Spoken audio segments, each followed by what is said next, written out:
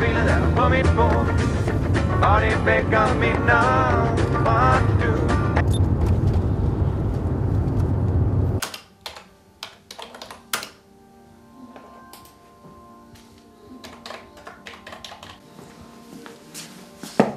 Hey Peter, kunne du have de der rapporter færdige til på torsdag? Jo, det kan jeg vel godt. Super! Peter, jeg holder en reception her i anledning af min fødselsdag senere i dag. Har du ikke lyst til at komme forbi og drikke en øl? Nej, desværre, jeg har allerede lavet planer. Nå, okay. Men vi ses.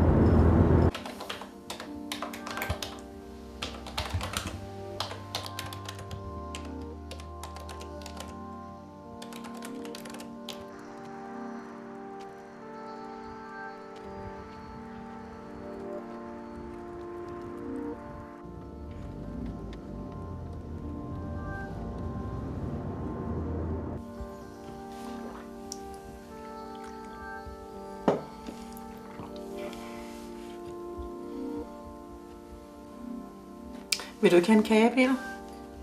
Nej, ellers tak.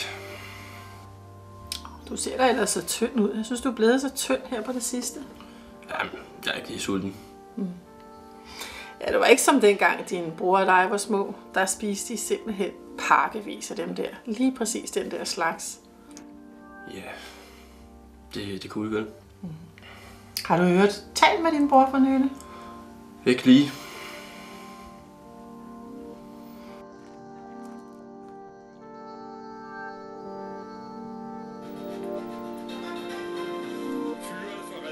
Den omstridte generalsekretær belastede organisationens omdømme. Til kamp mod hærværk og en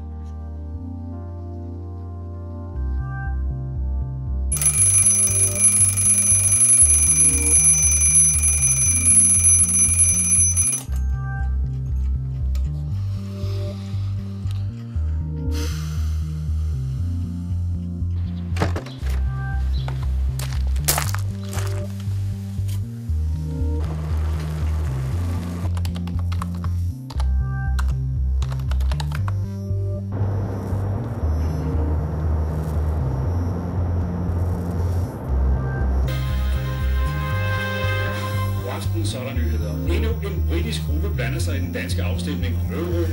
Gruppen samler penge ind til en annoncekampagne. Den skal påvirke danskerne til at stemme nej. Den tidligere premierminister Margaret Thatcher vil sammen med andre britiske konservative samle penge ind til en annoncekampagne, der skal sikre et dansk nej til euroen. Det understreger jo, at danskerne ikke står alene, men vi faktisk er uden for euroen, blandt andet sammen med svenskerne og sammen med England. Men Thatcher er ikke den eneste, der har lyst til at blande sig. I dag melder en anden britisk gruppe sig for at påvirke den danske befolkning op til euroafstemningen. Let me explain our point of view, so that you can see that if you were to decide to keep the crown, then you would be in company with us. Once you lose control of your economy, not only you lose control of your democracy, but you lose control of your independence.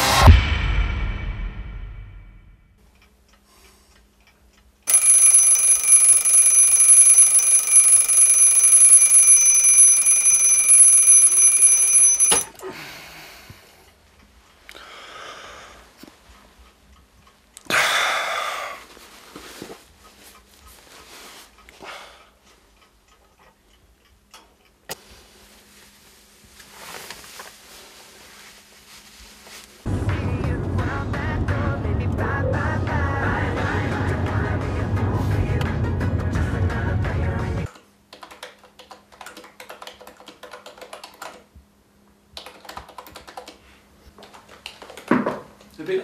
Hej Jens. Hvordan går det med de der rapporter? Jamen, de er færdige. Super. Ja. Forresten, jeg er ked af, at jeg ikke kom der forleden til din reception. Nej, det skal jeg ikke tænke over. Vi kan bare drikke en øl sammen en anden dag efter. Ja, bestemt. Lad os gøre det, ikke? Yes. Vi ses, Jens. Ha' det godt. Lige over.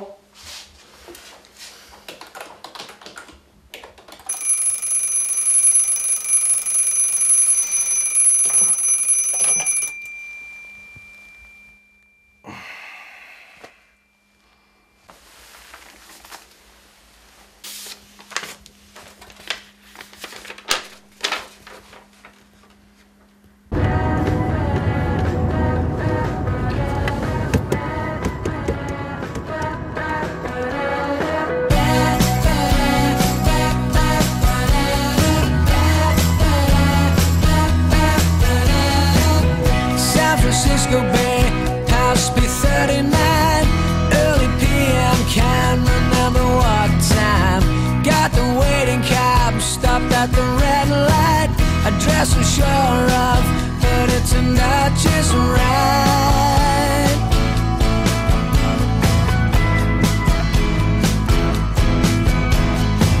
It started straight off, coming here as hell. That's his first words, we asked what he meant. He said, where you from? We told him a lot. We take a holiday, is this what you want?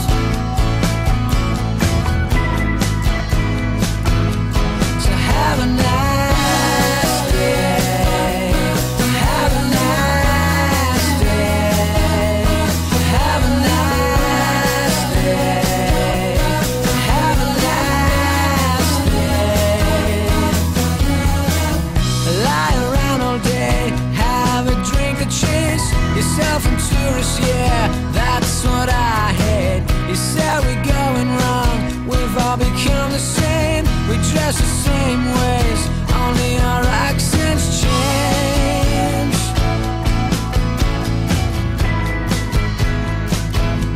So have a nice day. Have a nice day. Have a nice day.